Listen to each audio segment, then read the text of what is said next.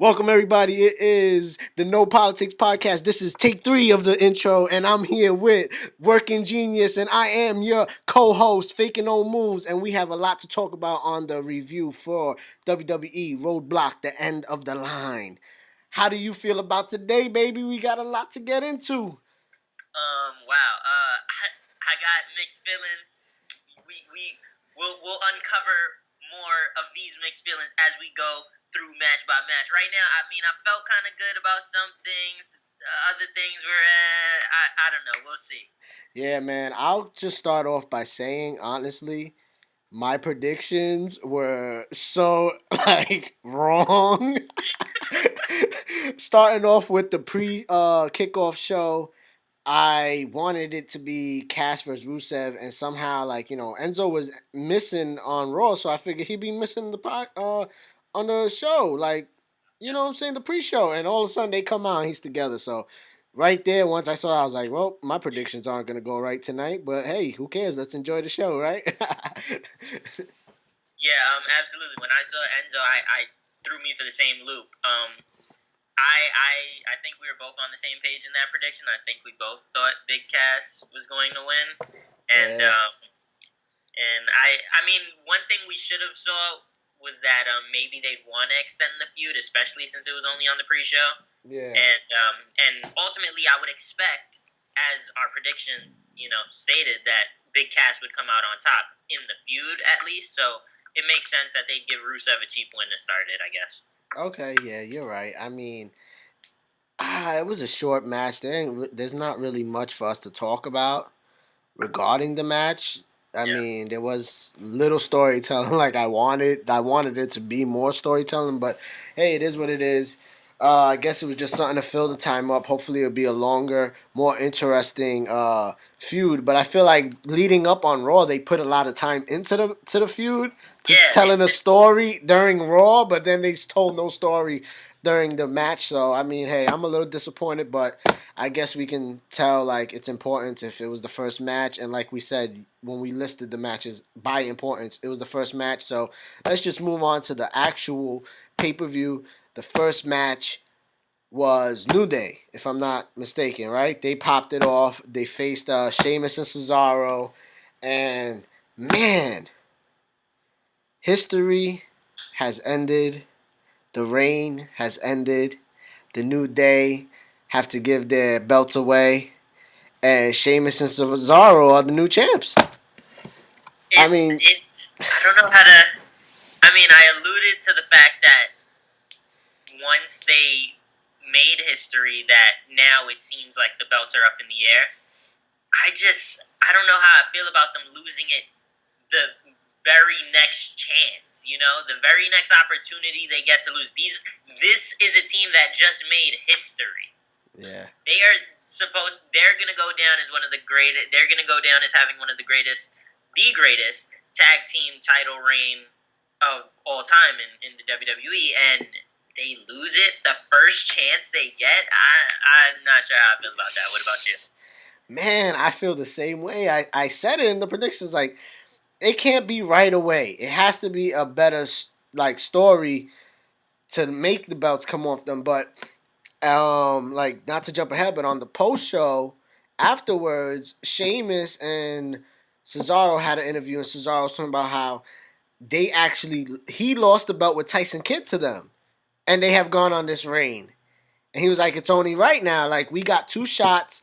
We messed both of those shots up for the belt. And this was our 3rd shot. We knew we had to use our intelligence to get this win. And it's true. But when they had lost the belt, I said, man, why would they lose the belt after just last week they had 2 triple threat matches against great competition, and they didn't even lose the belts. But now all of a sudden Sheamus and Cesaro win the belt. But hey, it is what it is. I look forward to seeing Cesaro and Sheamus grow as a team. I know they both alluded to the fact that they want gold, not only just as tag team champions, but as in the world heavyweight, the universal belt. So we'll see where this goes. Yeah, man, it was a crazy outcome, but it is what it is, and it was a good match. It was a good match. I'll say that much. Yeah, I mean, I like the opening sequence with Cesaro and Kofi showing off their athleticism. I thought that was great. I loved the New Day cheating. I loved Woods getting involved. The New Day cheating is like so classic them. That's what got them over.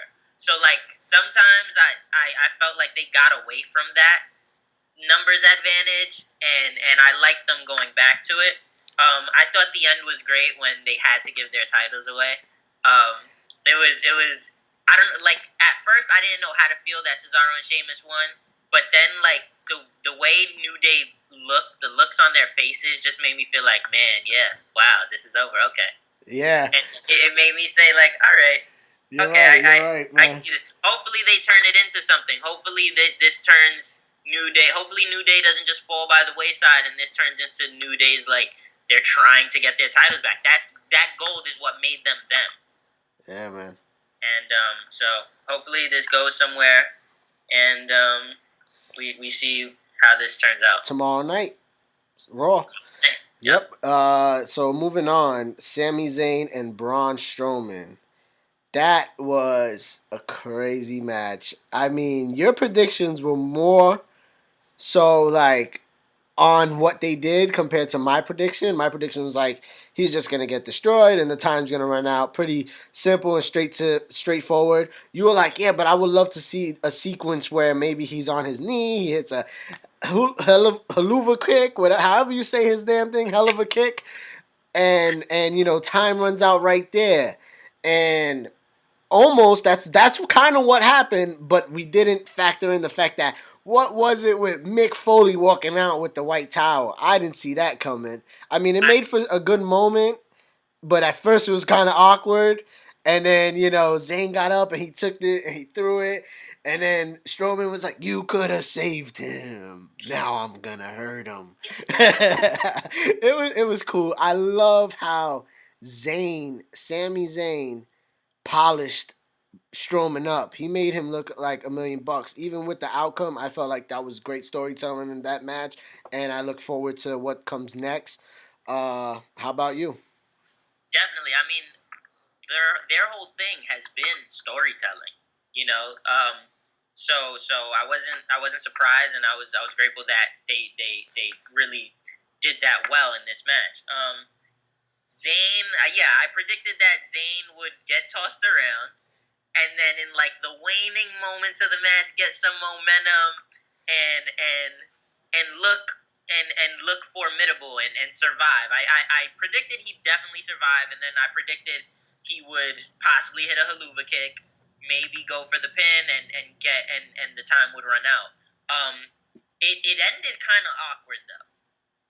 Like in my mind, he would hit a haluva kick and Strowman would fall and then like it would kind of end. Yeah. But instead it just, you know, he hit the haluva kick and Strowman was still kind of just up on the turnbuckle. But then, and it was just kind of like. But they alluded to him going for the second one, so kind of like, you know, what if, you know? Exactly. I wish when he went back to go for the second one that he began to at least charge in, just to make it look a bit more like this close. Yeah. You know, but overall I thought it was pretty good. You know, the ending just seemed awkward. I don't know, like Strowman still looked strong, I guess. Zayn, they accomplished what they wanted with Zayn, with him surviving, obviously. The Foley thing was interesting. I figured, I didn't know if that was just another ploy by Foley to, you know, get Zayn pumped again, to make it look like, I'm giving up on this kid again. Overall, though, I thought it was a decent match. Zayn was selling well. There was a point where every time Strowman dropped him, Zayn didn't even like bounce on him. He just like landed flat, like stuck.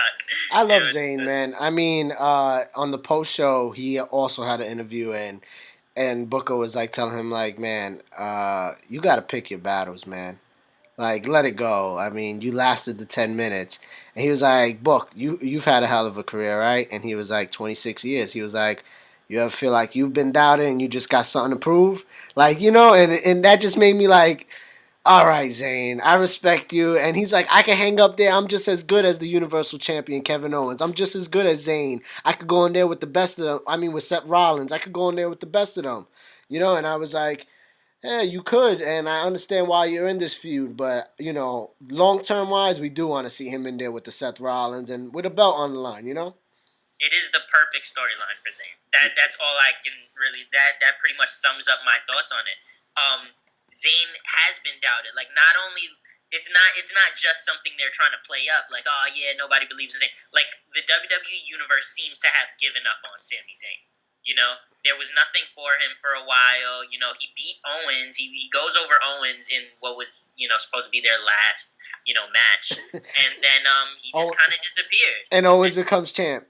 Owens became champion. It was weird, and the chosen and so one. I guess the WWE universe kind of did give up on him and was just like, oh, whatever. But This is like the perfect storyline, and I think he's doing it really well. I think we've seen his character develop through this, and I continue to look forward to see where it goes. Yeah, man. Moving on, we had a killer package for Seth Rollins and Chris Jericho that goes all the way back to Triple H picking Kevin Owens to be the champ, like me and you talked about last week. And I mean, what more can I say, man? I'm hyped for Triple H versus Rollins. It has to happen. I mean, anyone listening now probably seen the pay-per-view already. We know how this ends.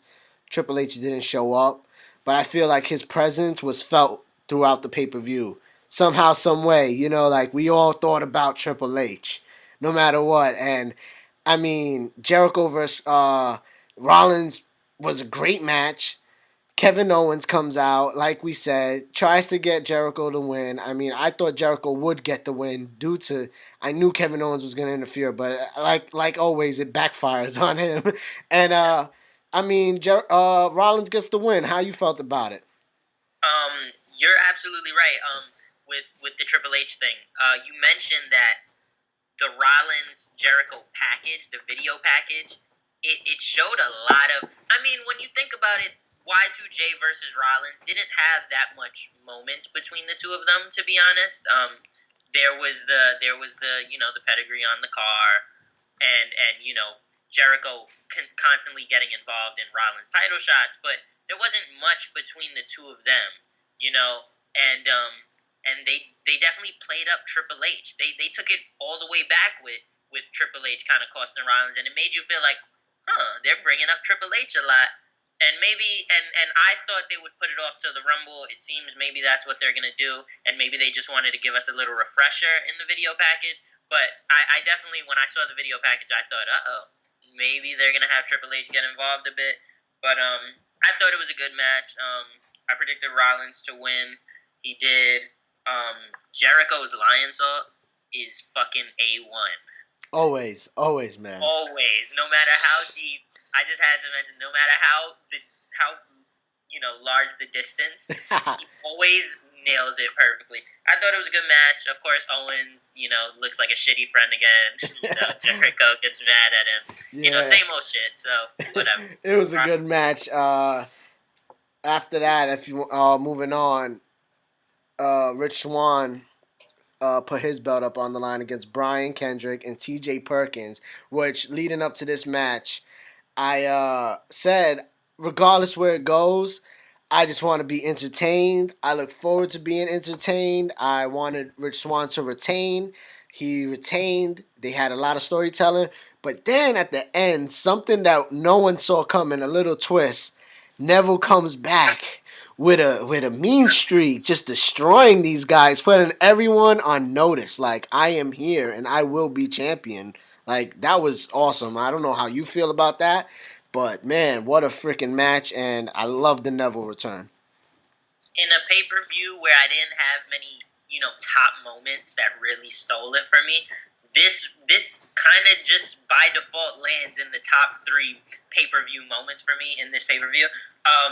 Just nobody expected it, and everybody's been kind of, especially when the Cruiserweight division first came, everyone was kind of clamoring for, where's Neville? Why isn't Neville involved in this? Why are they just kind of leaving him out? This is perfect for him. He has nothing to do, and coming back as a heel, Oh man, I loved it. I loved it. All right. And if you heard, the crowd was chanting, "Thank you, Neville."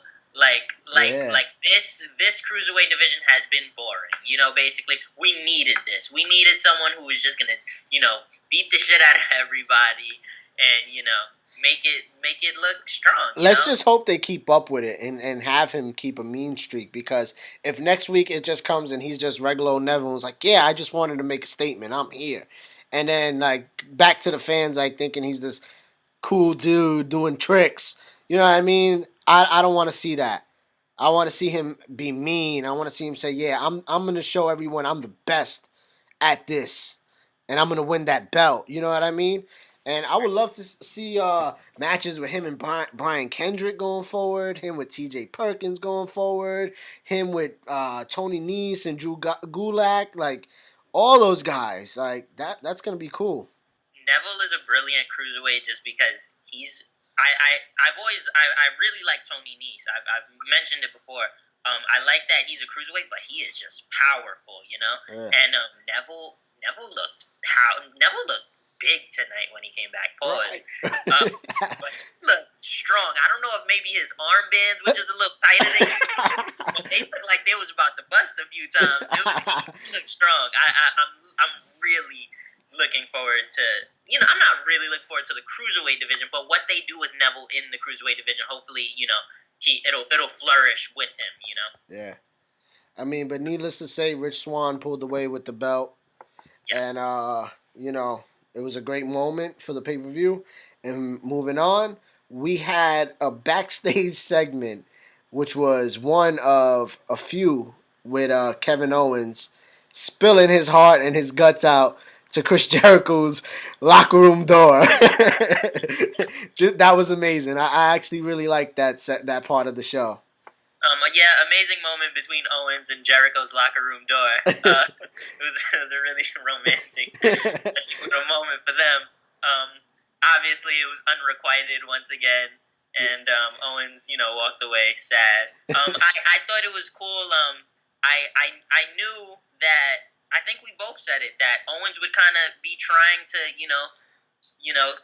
what's the word I'm looking for? Suck up to Jericho in a way. Yeah. Throughout the night, you mentioned him interfering in Jericho's match, maybe to show, like, look, I'm here for you, and that's why you predicted Jericho to win, I believe. I just had to point out that you were wrong.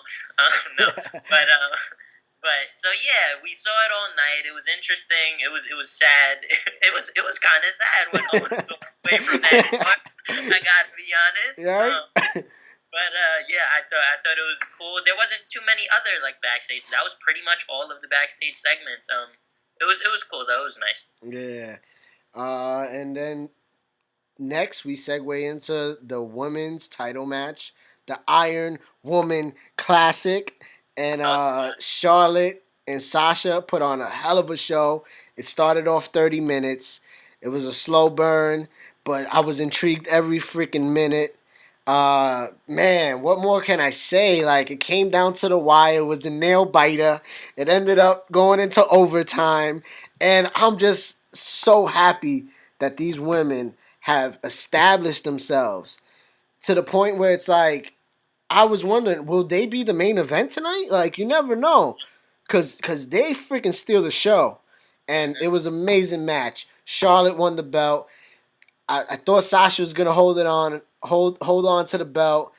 Charlotte's pay-per-view record stays intact. I mean, I watched the post show and she said I damn near should be compared to the Undertaker. I am the Undertaker. Like, I have the record. No one's gonna beat me at a pay-per-view, and it was amazing. How do you feel? I feel like I love Charlotte. I mentioned it last time. Every time Charlotte loses that belt, I always say, Charlotte needs that, but not that she needs it. She doesn't need the belt. She's already established herself outside of it. She's arguably the top heel on Raw right now. She just does it so well. Especially when heels like Owens and Jericho are applauded now.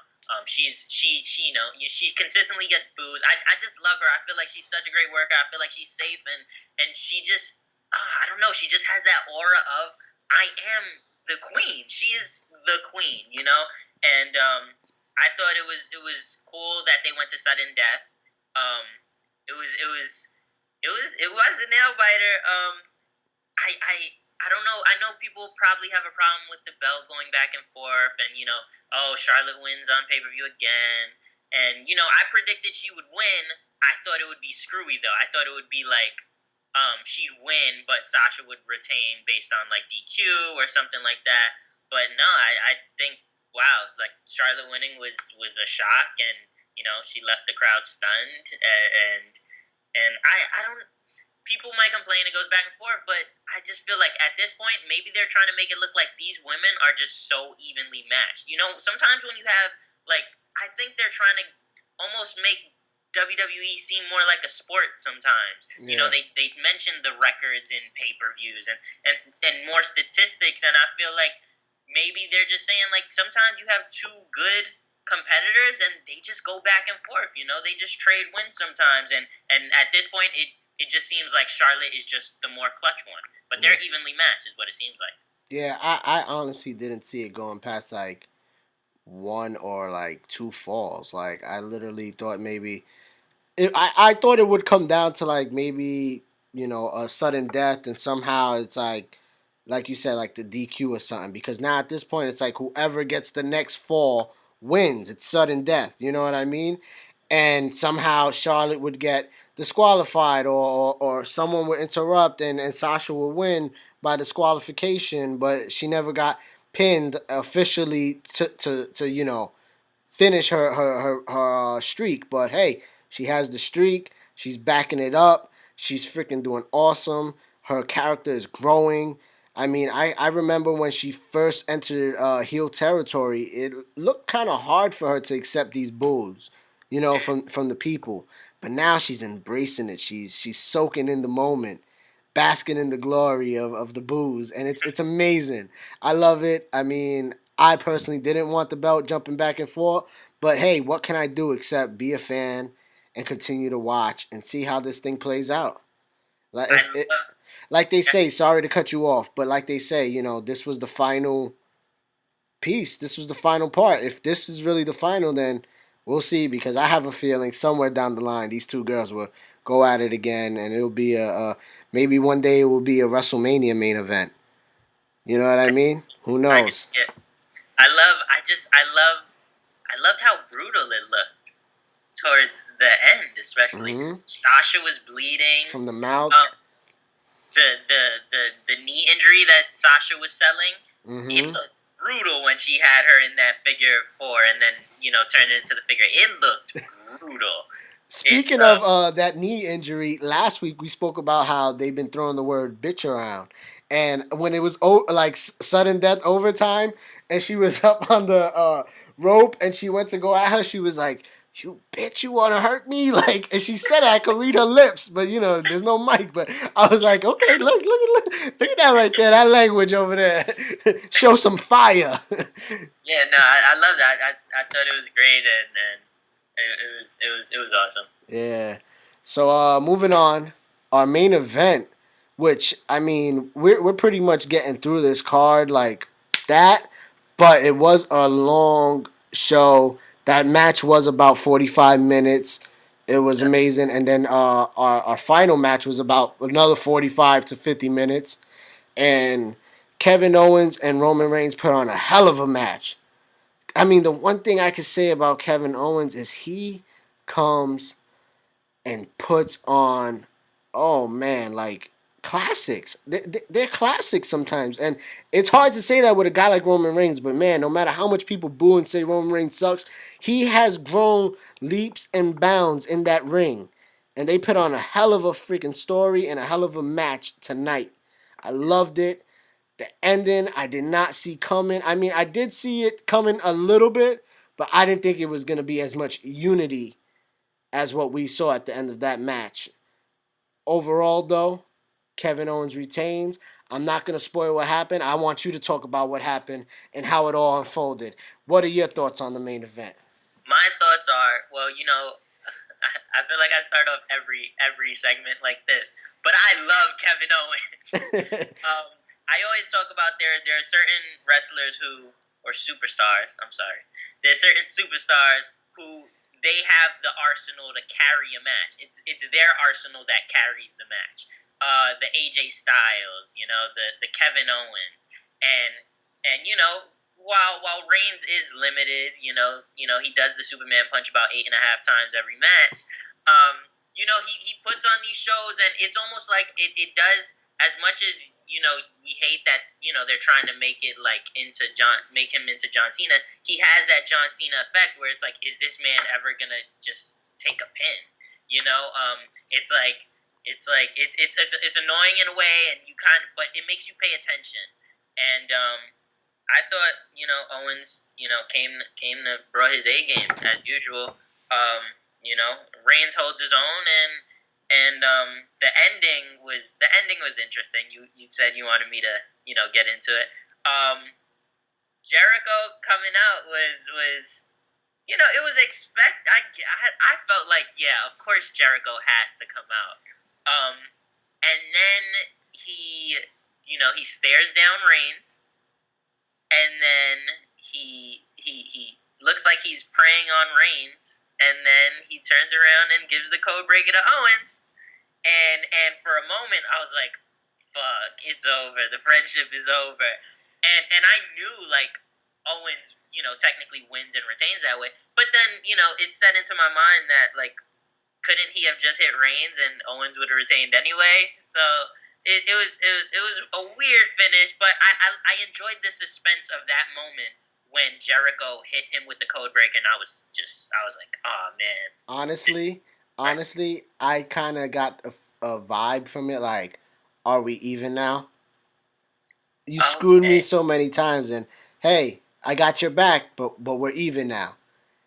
But also at the same time, when he grabbed that belt and he looked at it before he gave it to him, I felt like he was looking at it like, I'm gonna come for this too. I got that feeling too, and that's why I didn't expect him to, after he handed it to him, I didn't expect him to, embrace him the way he did. Mm-hmm. I thought it was going to be a very kind of cold, like, here, a smile to let you know I'm coming, and that was it. But then they embraced, and I was like, okay, happily ever after. I love it. And then Roman Reigns, I guess, came out and speared the shit out of Kevin Owens. He's a home record. Jericho booked it. He hauled ass. And who pops up? Rollins, and hits him with the pedigrees. And he screams out, it's not ending like this. No way. And then, boom, they hit him with the power bomb through the table. Kevin Owens is trying to make his escape, which even maybe Monday somehow, some way, this is going to play into the storyline. Like, hey, I helped you win the belt again. And just when, like, they're about to destroy me, you're trying to run away. You know what I mean? But what does Rollins do? He chases him down, and boom, they put him through that the table on the announcer table on the stage. I love the way Owens rolled off even to the floor and dropped down, and then they stood top tall. Unity, the Shield's music played, even though it's Roman Reigns' theme song still. But it was like, wow, damn, too bad Dean Ambrose ain't there. Is that what when the theme song played? You took it as the Shield theme song? I just assumed it was the Reigns theme song. I took it as the Reigns theme song, but just seeing them stand there together, it was obvious that it was like a reuniting the Shield, just in a new form as two people. It's obvious that they're trying to push the Shield thing, and it's cool, but I feel like there's no them standing tall. It was almost like they wanted us to feel like, yeah, the Shield is back. But, like, it's not like we don't see them fight with each other every week now, Like, we've seen them be on each other's side the last few weeks, and we spoke about it a little, where it's like, why are they just good now, And like, they just forget about their past, yeah. Exactly, and so now it seems like they're trying to say, oh, the Shield is officially back, and I don't know how I feel about it. It's cool. It's okay. Don't love it. You don't love it. All right. I mean, I can see very easily them turning on each other again, and just like saying to each other, like, no matter what, yeah, we did help each other because these guys were freaking screwing around and using stupid tactics to keep that belt, that we would never be able to beat them without actually teaming up. But now one of them is gonna have the belt, and it's gonna be like, I respect you. Let's get in this ring, and we're gonna fight. It's all for the gold. At the end of the day, they want that prize. They want to etch their names in history, and they're gonna have more matches in the future. They're gonna have another feud down the road. It's just random that Raw is gonna jump to this, like, okay, maybe they just need it, and they're gonna just milk it now. Like, okay, let's use them to tag up. You know what I'm saying? To get some buzz going. You know what I'm saying? They need something because WrestleMania is coming pretty soon. They're gonna break out into their own storylines. I'm just thinking about Royal Rumble now, and I hope somehow, some way, Triple H shows up because I feel like we need Triple H. I don't care. I will not stop talking about this man until he shows up on WWE TV and talks and says something, stakes his claim, goes at it with Rollins. Something. I Yeah, need that. you're right. It seems like they, not that they're trying to milk it. Yes, they're trying to milk it. I felt like maybe now, I think it was like a setup for maybe, I don't know if they'll even have Owens defend at the Rumble. Now I kind of feel like it'll be Owens and Jericho versus Reigns and Rollins. I felt like they were just setting up like a tag team match, unless they just put it on Raw tomorrow night or something like that. I don't even know what the build is towards Rumble. I don't know if they'd give us Owens Reigns again. I don't feel like they will. So I'm not really sure what they're trying to do, but it does just seem like filler until the Rumble, where they go on their separate ways. I could see Reigns and Rollins, now that they're kind of back together, that Ambrose somehow gets back in the mix at the Rumble, because they'll all be under the same roof for one of the big 4 pay-per-views, and I guess I'm interested to see that, but I just feel like the whole Shield versus Jericho, or whatever they call themselves, is just filler at this point. Yeah. So that was our card, man. I mean, overall grade, I would say was nothing like outstanding, but it was decent. It played its role. Let's start the road to WrestleMania. I'll give it like a A. I think an A is good. You're an easy grader. Or You're like the kind of A minus. Okay, we'll go with an A minus. I'm not. I don't think it was for. trash at all. You know what I mean? But A minus. I mean, what do you want me to say? I'm not a hater. You said I thought it was good. I'll give it an A, which is like the best. If C is average, I'll say it was a B minus. It was a B minus. I love the Sasha Charlotte match. The Owens Reigns thing was cool. The Jericho twist was interesting. I'm glad they rekindled that friendship. The tag titles was decent. Nothing blew me away, So if C is average, I'll say B minus. I'm gonna say A minus, B plus, B plus at worst. B plus at worst. Let's not just throw out A's and make the product stay Okay. the same. It's got to improve. We gotta send a message here. We waste now. Honestly, though, moving forward now, I'm looking at their schedule for 2016, 2017. Royal Rumble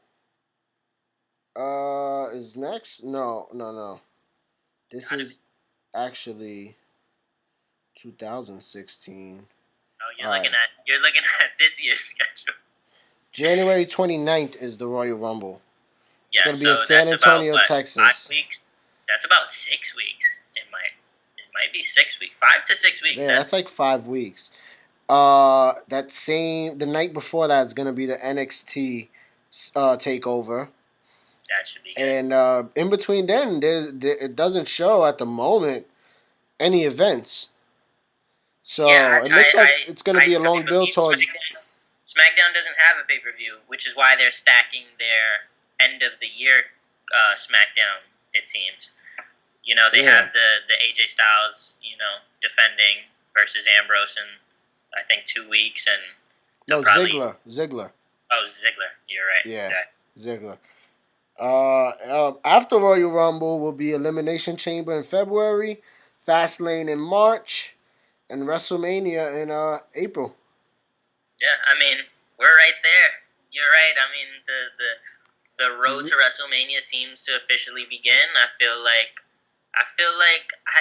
there's so many weeks before the Rumble that I can't even think to predict, the Rumble card or what's going to be on the card. Like the only thing I said was, Shield versus Jericho and Owens maybe, but I can't even, think of what else could be on that card. Oh, Charlotte Bailey maybe. Yeah, I mean Bailey was on the pre-show and she said, she's ready to fight whoever's next and get a shot at that title because she wants to hug it. So we'll see, we'll see. Honorable mention to Austin Aries on commentary during the Cruiserweight title match. Yeah, thank you for bringing that up. That was a twist. I was like, man, okay, Austin, this is how you're gonna get your first shot on WWE like primetime TV pay-per-view status, like network special. Nice. I could dig it. I thought about it, and because of that, I'll give it a B plus. It was a B plus. It was a B plus. Right? I mean, Austin Aries, I loved his commentary, and when he was like referring to the fact like the things he would have did if he was in the match. I love that. He said, I know which one you're talking about, when I believe Cole said, who's the favorite? And Aries says, I'd be the favorite if I was in there. Yeah. But my favorite line was when Corey Graves was like, that Rich Swann did a double Hurricane Rana, and he was like, I've never seen that in my life. Have you, Aries? And Aries goes, I think I've done it a few times. Exactly. Yeah, man, it was brilliant. I do this. Yep.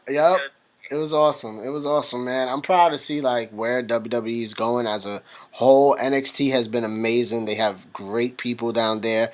I can't wait, and I would love to see how they start implementing these guys for the new year and who's going to come and who's not. But they got a lot of talent to work with.